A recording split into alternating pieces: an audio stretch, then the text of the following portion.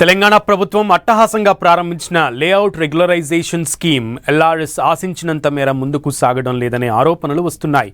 LRS ప్రక్రియపై విస్తృతంగా ప్రచారం కల్పించకపోవడం, ఎల్ఆర్ఎస్ చెల్లింపుల్లో సాంకేతిక సమస్యల వంటి కారణాలతో ఈ స్కీమ్ నెమ్మదిగా సాగుతోంది. ఎల్ఆర్ఎస్ దరఖాస్తులకు క్షేత్రస్థాయిలో ఇబ్బందులు తప్పడం లేదు.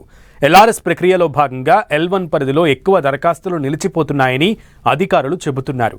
ఈ క్రమంలో సిబ్బంది చుట్టూ తిరగలేక దరఖాస్తుదారులు విసిగిపోతున్నారనే విమర్శలు వస్తున్నాయి.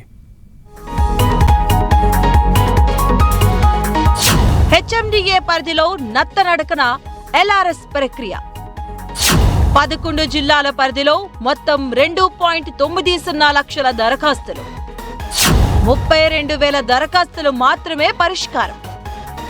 క్షేత్రస్థాయిలో అధికారుల మధ్య సమన్వయ లోపమే కారణం.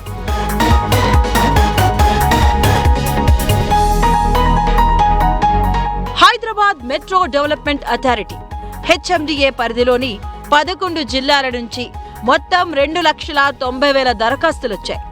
ఎల్ఆర్ఎస్ కోసం ఫీజులు చెల్లించేందుకు దరఖాస్తుదారులంతా సిద్ధంగా ఉన్నారు. అందుకు అనుగుణంగా క్షేత్రస్థాయిలో రెవెన్యూ, ఇరిగేషన్ శాఖ అధికారులు పరిశీలించి ఎల్ఆర్ఎస్ కు అర్హత ఉందా లేదా అన్నది ధృవీకరించాలి. అక్కడి నుంచి హెచ్ఎండిఏ అధికారులు లెవెల్ 2 పరిశీలనకు పంపిస్తారు. అయితే ప్రస్తుతం ఎక్కువ ఎల్ఆర్ఎస్ దరఖాస్తులు L1 స్థాయిలో పెండింగ్ లో ఉంటున్నాయని అధికారులు చెబుతున్నారు.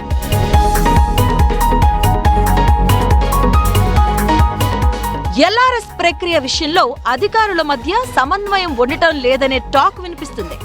క్షేత్రస్థాయిలో పరిశీలనకు ఒక విభాగం అధికారి వస్తే ఆ సమయంలో మరో విభాగం అధికారి అందుబాటులో ఉండటం లేదని దరఖాస్తుదారులు వాపోతున్నారు. ఈ ప్రక్రియలో భాగంగా చెరువు, శిఖం, నిషేధిత జాబితాతో పాటు వివాదాల్లో లేదని తేల్చి ఎల్ఆర్ఎస్ కు అర్హమైనదిగా వీరు గుర్తించాల్సి ఉంటుంది. మొదట L1 స్థాయి నుంచి దరఖాస్తు దాటితే తప్ప మిగతా స్థాయిల్లో ఎల్ఆర్ఎస్ పరిష్కరించే అవకాశం లేదని అధికారులు చెబుతున్నారు. ఎల్ఆర్ఎస్ ద్వారా ఇప్పటి వరకు 32,000 దరఖాస్తులను పరిష్కరించారు. తద్వారా ప్రభుత్వానికి 260 కోట్ల రూపాయల వరకు ఆదాయం వచ్చిందని అధికారులు చెబుతున్నారు. క్షేత్రస్థాయిలో అధికారుల మధ్య సమన్వయం లోపం సరిదిద్దుకుంటే ఎల్ఆర్ఎస్ వేగంగా ముందుకు సాగుతుందని దరఖాస్తుదారులు అభిప్రాయపడుతున్నారు. ఇది ఈ వారం డ్రీమ్ హోమ్. మరిన్ని ఇంట్రెస్టింగ్ స్టోరీస్తో వచ్చే వారం మళ్ళీ కలుద్దాం. Keep watching 10 TV.